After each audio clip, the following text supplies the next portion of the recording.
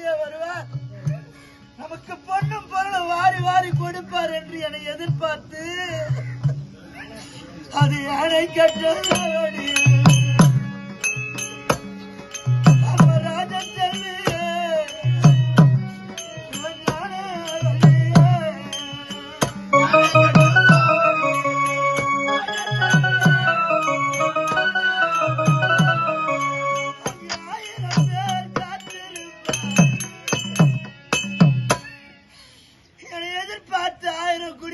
காத்து கொண்டிருப்பார்களப்பா. ஒரு நாட்டு ஆண்ட இளவரசனம்மா, நான் குதிரை கட்ட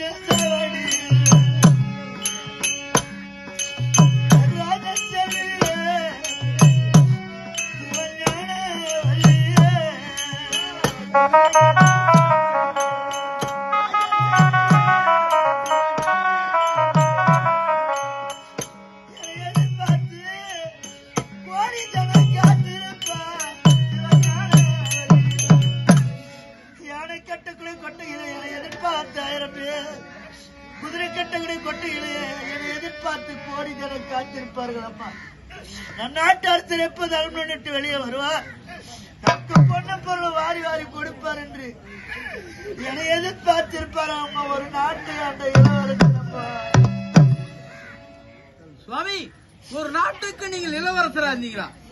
சுவாமி, ஒரு நாட்டுக்கே நீங்கள் இளவரசராக இருந்தீங்களா? உங்கள் நாடு என்ன நாடு? உங்கள் தாய் தந்தை யார்? பேர் என்ன சுவாமி? விளக்கமாக சொல்லுங்க. சூரியவர்மாபுரிக்கரசன்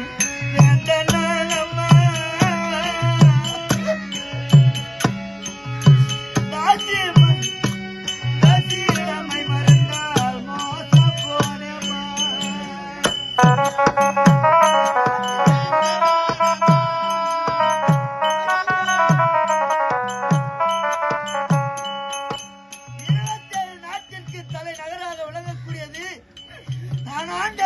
சூரியவர்மாபுரி பட்டணம் அம்மா.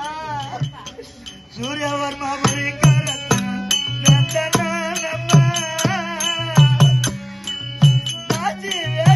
நம்மை மறந்தா மோசம் போனமா.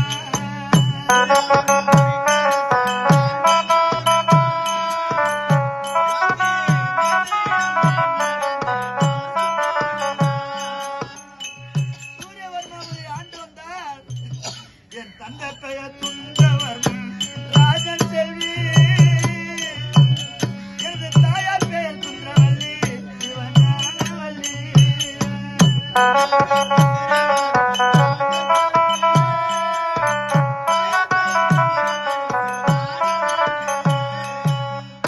என் தந்தை பெயரோ சுந்தரவர்மன், என் தாய் பெயரோ சுந்தரவல்லி. சுந்தரவர்மனுக்கும் சுந்தரவல்லிக்கும் ஒரே மகன், ஒப்பற்ற மகன், அழகிலே சிறந்த பிள்ளையாக புரிந்தபடியால் எவ்வளவு பேர் அழகிய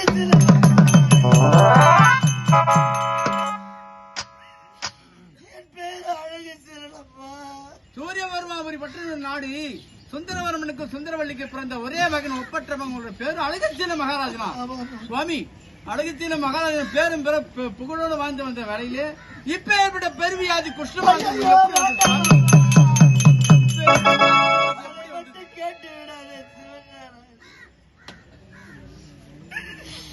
பாடசாலையிலே படித்துக் கொண்டிருக்கும் மகனை அழகு சீலனை ஓர் நாள் தினத்திலே தாய் தந்தையர் அழைத்தார்.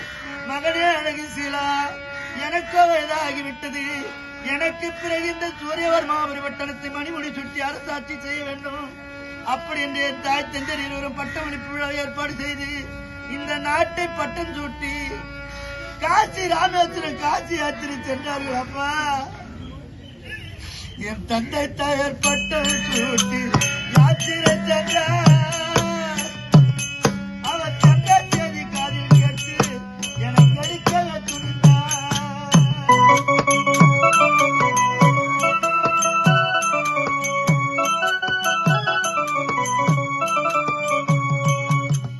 நாட்டிலே விலை மாதிரி மீது வேட்டித்தறிகளை வசிக்கக்கூடியவர் என் வாழ்க்கை பேர்பட்ட கதிகோரமாக மைக்கண்ணி நாசி அப்பா.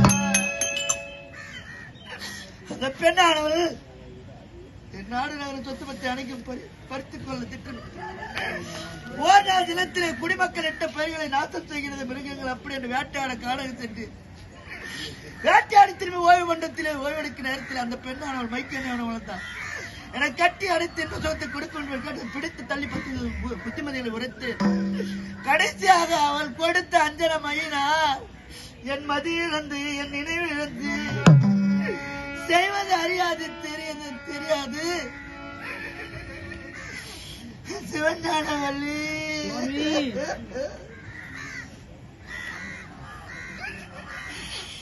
அந்த ஜாசீட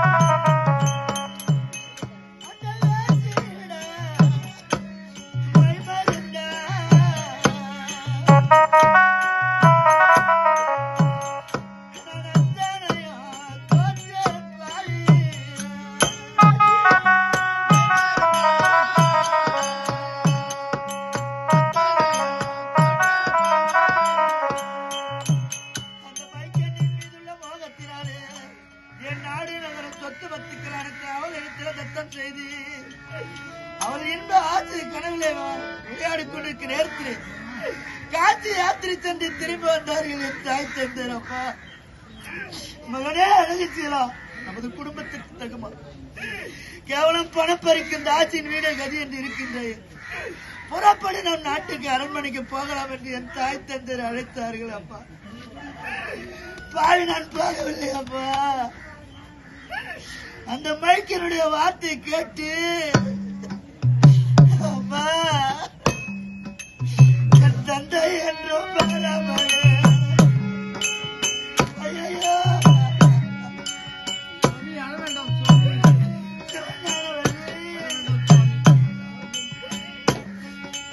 என் தந்தை என்றும் பரமழே ராஜச்சந்திர சிவஞான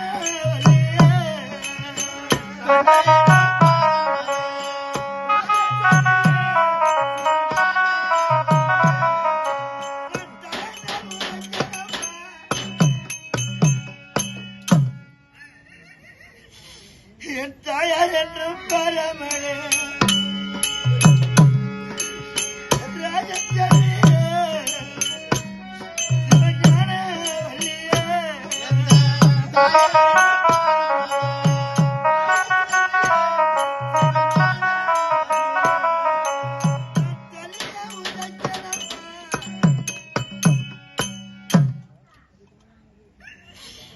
படுபாவி மைக்கனுடைய வார்த்தையை கேட்டு என் தாய் தந்தை என்று பாராமல் காலால் என் கரத்தால் அடித்து அடியே தண்டமாக அடித்து அடியை பொறுத்தார்கள் என் தாய் தந்தை. அடே அழகிச்சலாம் ஒரு பெண்ணுடைய வார்த்தை கேட்டு பெற்றெடுத்த தாய் தந்தை அடித்தாய் அல்லவா? உன் வாழ்க்கை மக்களுக்கு ஒரு பாடமாக இருக்க வேண்டும் என்று என் தாய் தந்தையர் கொடுத்தார்கள். சாபம் எங்களை எட்டிய ஊதத்தக்கால்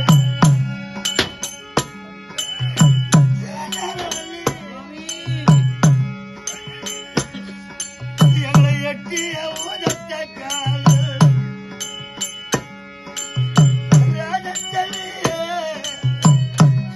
சிவஞான வல்லியே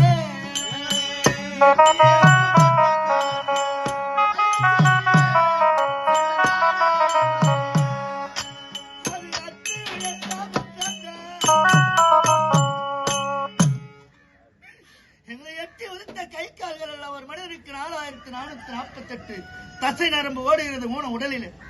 அதிலே நரம்புக்கு ஒரு வியாதி, அதிலே பெருத்த வியாதி. உன் கை கால்கள் எல்லாம் குஷ்டம் பிடித்து ரத்தமும் சீழாக வடிந்து காணா பிணமா போய் நீ சாக வேண்டும் என்று என் தாய் தந்தை என் தாய் தந்தர் கொடுத்த சாபம். சுவாமி, ஒரு மனிதன் எப்பேற்பட்ட செயலை செய்யக்கூடாதோ பெற்றெடுத்த தாய் தந்தரை அடித்து துன்புறுத்திருக்கீங்க. ஏன்னா மாதா வயிறேறி வாழா ஒரு காலம் பெரிய சொல்லியிருக்காங்க.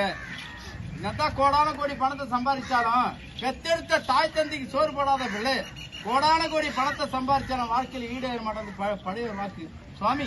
இருந்தாலும் நடந்து விட்டது. எங்க அவன் ஓட்டி தள்ளுறானோ அந்த மாடி மேல மாடி காட்டுறான். உயிர்ந்து பாக்குறோம் ஓடாதான் போறான். இருந்தாலும் இதோ வந்த 3 திருநாளத்தனை இந்த ஆலமரத்திலே அப்படி நான் எங்கேயாவது சென்று பழைய சாதம் இருக்கின்றதா வாங்கி கொண்டு பேசிக்கொண்டே இருந்த ஆலமரத்தடியிலே ஆமா என்னால் பேச முடியவில்லை அம்மா. சுவாமி பசியோ என் காதைய அடைக்குதம்மா. பசிக்குதுமா என் காதைய அடைக்குதம்மா. ராஜச்சந்திரே உலகான வழியே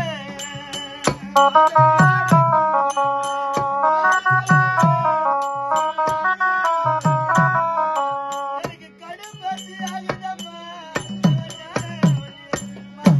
பசியோ என் காதை அடைக்குது ஞானவல்லி. பசிக்கின்றதா சுவாமி? இதோ அடர்ந்த கானகம்.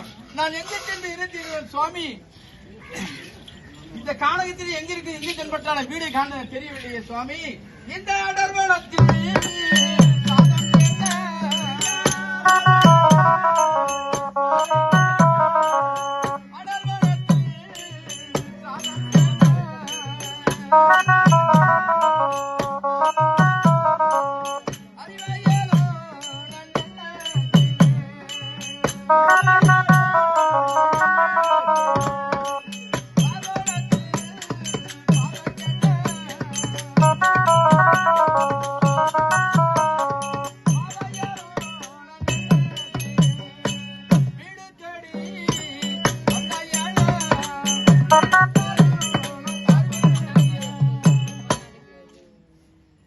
சுவாமி நான் அழுகின்ற கூக்குரலை கேட்டு அந்த ஆண்டவன் மகேஸ்வரன் அனுப்பி வைத்திருக்கிறார் சுவாமி. இந்த சாதத்தை உண்டி உங்கள் பசியாரி இந்த ஆலமரத்திலே படுத்து சிவஞானவல்லி அம்மா, என்னால் பேச முடியவில்லை அம்மா. என் பார்வைய அடைக்குதம்மா. அம்மா, என்னால் பேச முடியலம்மா. இல்லைங்க ஒண்ணு இல்லைங்க ஒண்ணு இல்லைங்க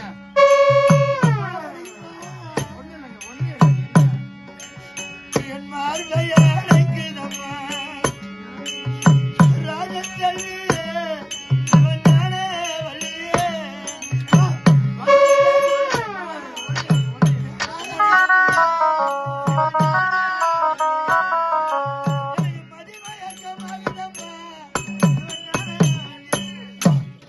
என்னால பேச முடியலமா. இல்லைங்க ஒண்ணு இல்லைங்க மாறாடிக்கிற மாதிரி இல்லைங்க ஒண்ணு இல்லைங்க உங்களுக்கு ஒண்ணு இல்லைங்க இருங்க ஒண்ணும் இல்லையா? ஒண்ணு இல்லைங்க எனக்கு எதுவும் ஆகுதுல்ல? ஒண்ணும் ஆகாதுங்க. நான் இருக்கும்போது உங்களுக்கு என்ன ஆகும்? ஒண்ணும் ஆகாதுங்க. சும்மா உங்களுக்கு மனசு ஒண்ணும் ஆகாதா? ஒண்ணும் ஆகாதுங்க. அடே அழகச்சிலா, உன் விதி முடிஞ்சு போச்சுடா. உன் உயிரை பிடிக்க போறேன். அதோ பாருமா அம்மா. எம வராமா அவன் கருத்த மேனி பெருத்த உருவம். அம்மா, என் கண்ணுக்கு தெரியலாமா அது ஒண்ணும் தெரியல. என் கண்ணுக்கு எப்ப தெரியலங்க. இது ஒண்ணும் இல்லைங்க. அவன் கருத்த மேனி பெருத்த உருவமா. ராஜன் சொல்லு அவன் நானே வழியே. அதோ